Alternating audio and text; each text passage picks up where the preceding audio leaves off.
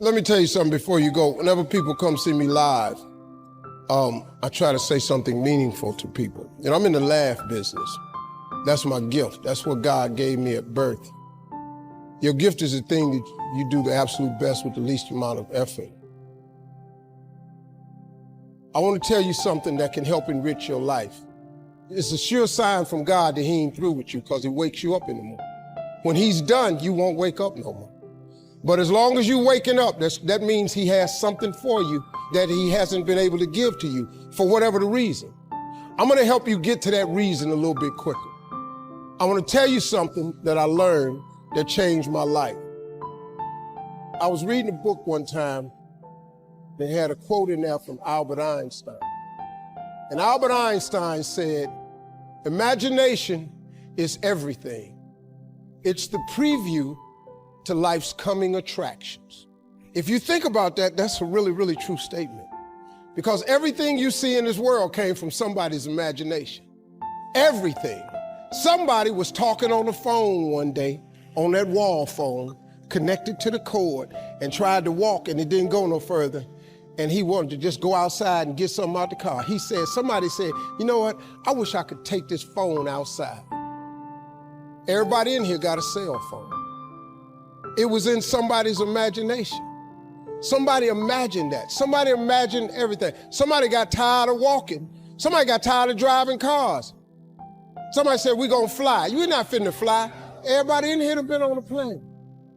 See, your imagination is the evidence of things not seen. You know why they call it the evidence of things not seen? Your imagination, you the only one can see it. You're the only one can see it.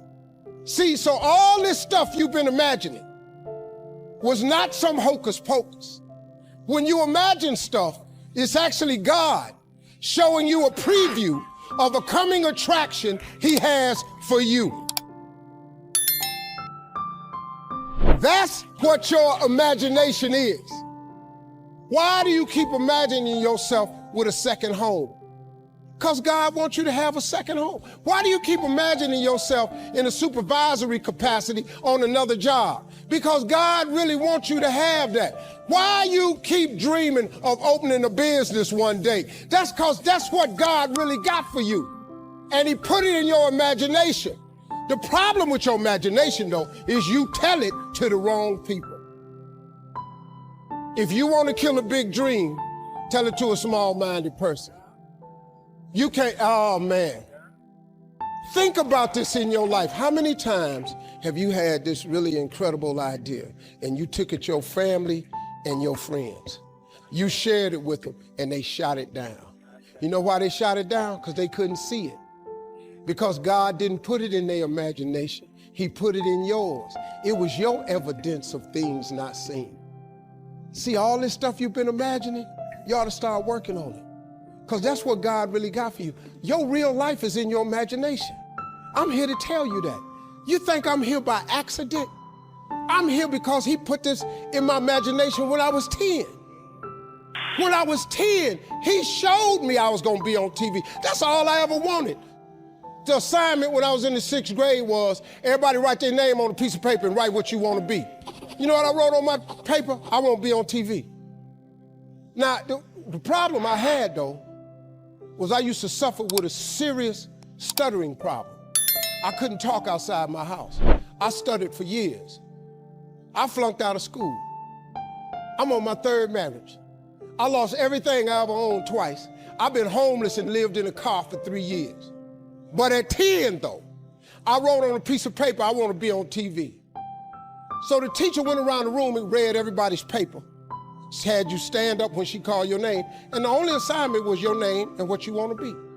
Doctor, lawyer, dentist, basketball player, football player. I wrote I want to be on TV. She saved me for last. She said, "Little Stevie, come to the front." Now I'm thinking, I'm going to the front because I got the best answer. Because ain't nobody had put that on their paper. She called me to the front. I'm thinking I'm finna give me a gold star. But I was wrong about that. She called me to the front to humiliate me. First of all, you know I can't talk.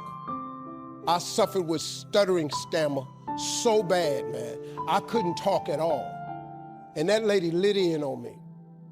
Why did you write this on your paper? Now I'm standing there, I can't talk. Who in this school ever been on TV? Who in your family ever been on TV? Who in this neighborhood ever been on TV? I'm crushing, man. I'm standing there dying. She said, look at you standing there. You can't even talk.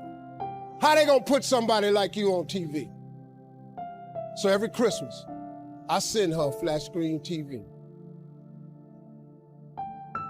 Because I don't want her to miss me.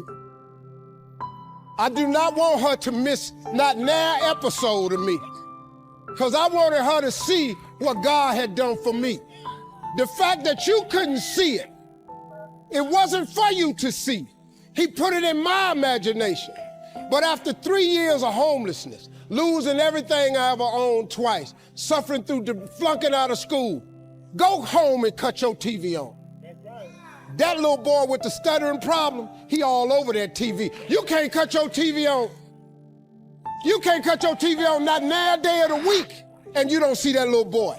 That little boy with the stuttering problem is all over that TV because God put it in my imagination. All I did was hang on to that thought. I just kept hoping. I just kept hoping that what I wrote on the paper would come true. A lot of times it wasn't about no faith. I didn't believe it sometimes. When you homeless and living in the car, how you see yourself as a TV star? But I just kept hanging on that. Because my mama was a Sunday school teacher. I kept hearing her say, God